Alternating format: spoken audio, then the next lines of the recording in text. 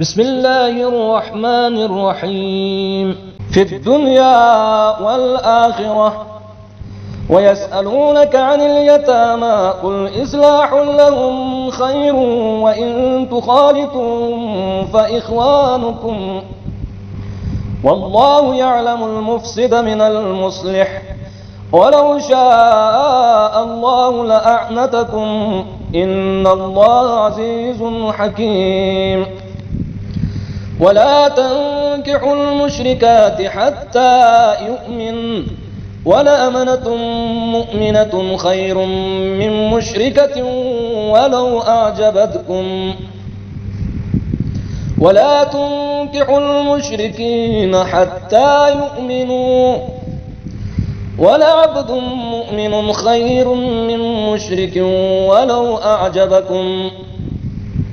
أولئك يدعون إلى النار والله يدعو إلى الجنة والمغفرة بإذنه ويبين آياته للناس لعلهم يتذكرون. ويسألونك عن المحيض قل هو أذى فاعتزلوا النساء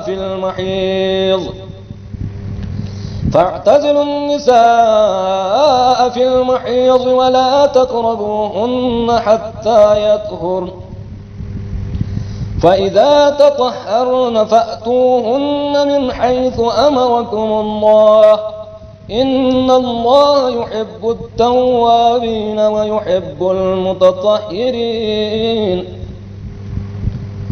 نساؤكم حرث لكم فأتوا حرثكم أني شئتم وقدموا لأنفسكم واتقوا الله واعلموا أنكم ملاقوه وبشر المؤمنين. ولا تجعلوا الله عرضة لأيمانكم أن تبروا وتتقوا وتصلحوا بين الناس والله سميع عليم.